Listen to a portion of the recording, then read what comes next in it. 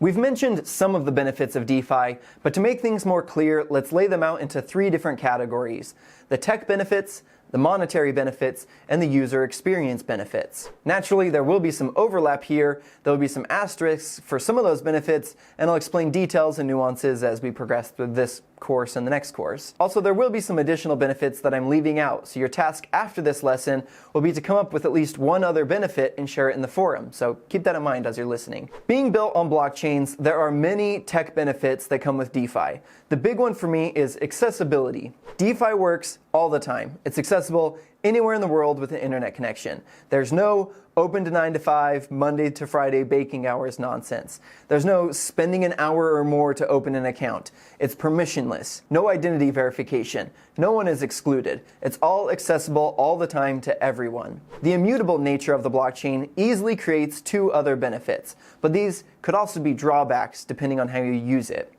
All transactions are final here. That means once you pay someone or you are paid, it's done. There's no chargebacks, which is great for merchants, but it also means that there's no control V if you make a mistake, and there's no customer service to reverse a transaction, which is why we'll start using testnets. The other important consideration is that all records are eternally stored on the blockchain, which is a public ledger. This is great for your own record keeping because it's done automatically, but if you're not careful about your wallet addresses, you could end up revealing a lot of your financials to the whole world, which is why we're going to cover privacy and security before we even create a wallet.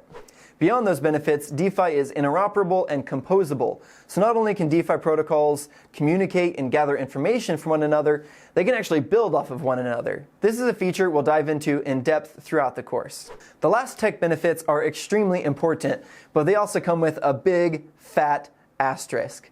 An asterisk the shape of a diamond. DeFi can and will be blazingly fast and cheap enough for virtually anyone around the world to use, but Ethereum has not scaled to the current demand, and it won't until ETH 2.0 goes live with proof of stake and sharding, which is still a while away. So in the meantime, we're going to use the Ethereum testnet with test tokens, and in DeFi 201, we'll explore other cheaper, faster platforms. If you've sent money abroad, you know that it's not fast or cheap, and it can take days for funds to arrive, and you often don't know how much of it will arrive in the other account until it actually arrives, because each bank it passes along the way takes a cut and adds time to it. DeFi removes all of that. I touched on the monetary benefits a bit in the last lesson when describing what DeFi is, and the big one is yield. You can deposit funds into a bank, a mutual fund, a 401k, you can buy bonds or treasuries or any other legacy financial instrument, and that has worked for a long time. But these days, none of those will give you any real yield on your investment. And in many cases, they won't even outpace inflation, so you're actively losing purchasing power. In DeFi, people are easily earning 6% APY, and in some cases, significantly higher than that. But there is a trade-off when it comes to the added risk, which is why it's important to know what you're doing and be thorough when you're going through this course. The other monetary benefit is extremely high right now, but it won't be forever, and that's that these DeFi protocols have their own tokens as they're adopted. We're still extremely early when it comes to the real adoption of DeFi, but already we've seen protocols appreciate 10x, 20x, or even more. Eventually, these wild gains will become extremely rare, and the largest protocols will stabilize at a fair market value that matches their adoption. But for those who are still early, there is still a lot of opportunity here. Now, that being said, it's important to also understand the risks involved. People have made fortunes here, but people have also lost everything. As we've mentioned in the disclaimer, you're responsible for your own actions. None of this is investment or financial advice, as always. The last benefit is a bit of a tricky one. The user experience in DeFi is very hit or miss right now. To use a decentralized protocol requires fairly steep learning curve, and mistakes in the process are often unforgiving. There are some projects that make onboarding easier, but they often have trade-offs where you're giving up custody of your funds, or it's a centralized company, and that defeats one of the core purposes of DeFi. However, once you understand the basics, DeFi can be much smoother than CeFi. Using a DEX like Uniswap is far more simple than a centralized exchange. There's no sign up, there's no password, there's no hacks. You simply connect your wallet, you start trading in a very simple and clean interface. The same can be said for money markets like Aave or Compound. Connect your wallet, deposit liquidity, and earn yield, or deposit collateral and take out a loan. And the whole time you're using all of this, you are in control of your funds. No one can freeze your account. The self-custody aspect of crypto really has a different value proposition depending on where you live.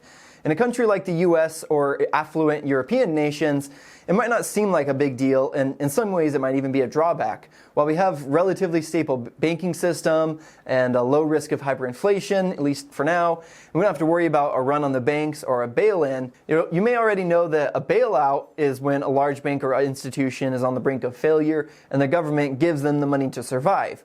Bailouts indirectly come from taxpayers, pensioners, and savers because these funds either come from government coffers or from printing new money, which then devalues it for everyone. However, as people in Greece or Cyprus know, a bail-in is direct. I'll simplify what happened there, but essentially, after the banking crisis, the national debt of Cyprus surpassed their GDP. So in order to avoid a complete collapse, they levied a tax on all bank deposits. They took almost half of all uninsured deposits from Cyprus Popular Bank, and almost half of all deposits over 100,000 euros from Bank of Cyprus. Many of those deposits were owned by Greeks and Russians who still haven't gotten anything back. So it's a very good idea to be critical about where you store your funds. You can imagine the outrage that followed, but by then there was little depositors could do. Bail-ins aren't possible when people have custody of their funds. Now, speaking of foreign currencies, the last UX benefit I want to cover is one that will improve over time. Whenever you travel to a country with a different national currency, you'll have to exchange it, and often you'll get a poor exchange rate. As we're already seeing in El Salvador and other countries, we're not far from being able to spend Bitcoin and other cryptocurrencies globally. This will eliminate the need to exchange in person and add further convenience. I personally can't wait to freely spend crypto no matter where I am in the world. I'll have my funds earning yield all the time, and I'll be able to spend them anywhere without needing permission or risking some poorly managed government giving my account a haircut. User experience when starting in DeFi still needs some work, but once you're here and once you've learned the ropes, it's really hard to go back. Now, that was a lot of benefits I covered, but I'm sure I left some out. Maybe I even missed a whole other category of benefits. So your task for this lesson is to come up with one more benefit and share it in the forum. And then while you're there, check out what other people have come up with and join the conversation so that we can all get smarter together. Then it's important for us to be clear about the drawbacks. So that's what we'll cover next.